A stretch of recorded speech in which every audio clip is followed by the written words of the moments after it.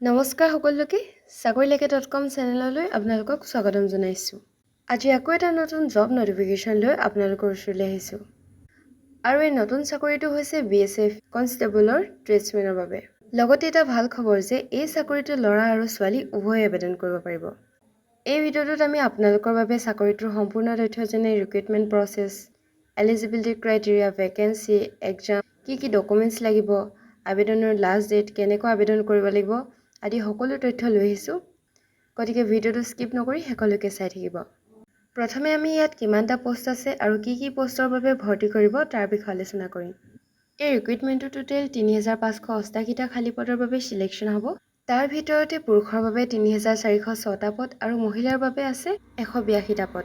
এই পদসমূহ ট্ৰেডছমেনৰ হ'লেও চাকৰিটো ভাল আৰু ইয়াৰ লগতে দৰমহাও ভাল।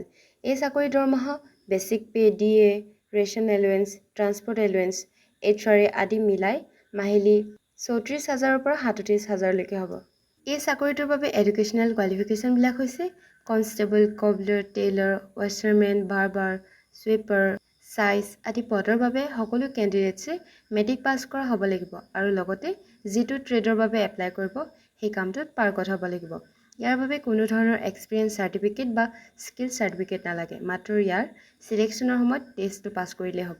Constable, carpenter, plumber, painter, electrician, pump operator, আপহোল্ষ্টাৰৰ বাবে সকলো কেণ্ডিডেটছে মেট্ৰিক পাছ কৰা হ'ব লাগিব আৰু যি পদৰ বাবে আবেদন কৰিছে সেই ট্ৰেডত 2 বছৰীয়া ITI চাৰ্টিফিকেট থাকিব লাগিব, নতুবা এবছৰীয়া ITI চাৰ্টিফিকেটৰ লগতে এবছৰৰ এক্সপিৰিয়েঞ্চ চাৰ্টিফিকেট থাকিব লাগিব।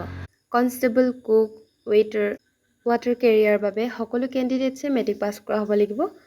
লগতে ফুড প্ৰডাকশ্যন বা কিচেনত NSQF-ৰ লেভেল 1 চাৰ্টিফিকেট লাগিব, নতুবা নেশ্যনেল স্কিল ডেভেলপমেণ্ট কৰ্প'ৰেশ্যন অথবা NSDC ৰ দ্বাৰা স্বীকৃত ইনষ্টিটিউচনৰ পৰা ফুড প্ৰডাকশ্যন বা কিচেনত চাৰ্টিফিকেট লাগিব।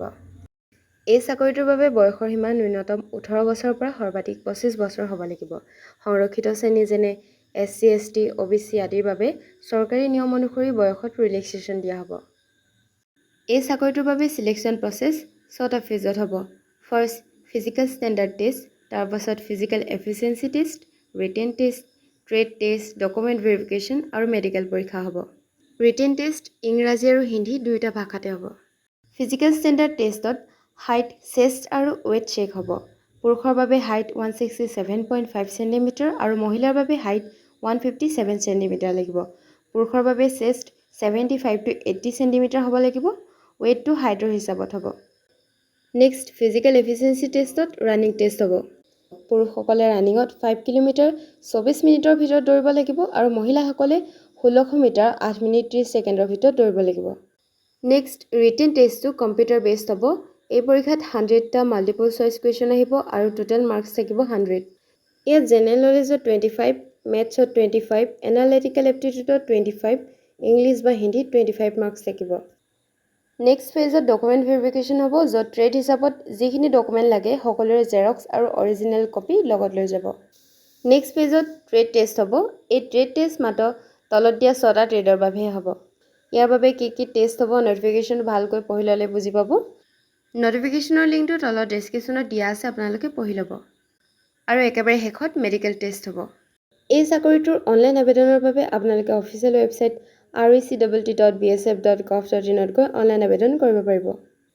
এই আবেদনৰ লগত আপোনালোকে matric pass certificate, trade certificate, domicile certificate, caste certificate আৰু সকলো ৰিলিভেণ্ট ডকুমেণ্ট আপলোড কৰিব লাগিব আৰু প্ৰাৰ্থীসকলে মাত্ৰ এটা ট্ৰেডৰ বাবেহে আবেদন কৰিব পাৰিব।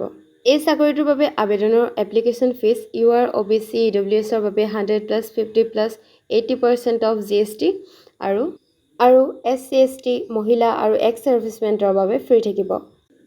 এই চাকৰিটোৰ বিষয়ে আৰু অধিক তথ্য জানিবৰ বাবে নটিফিকেশ্যনৰ লিংকটো ডেছক্ৰিপশ্যনত দিয়া আছে, আপোনালোকে চাই ল'ব।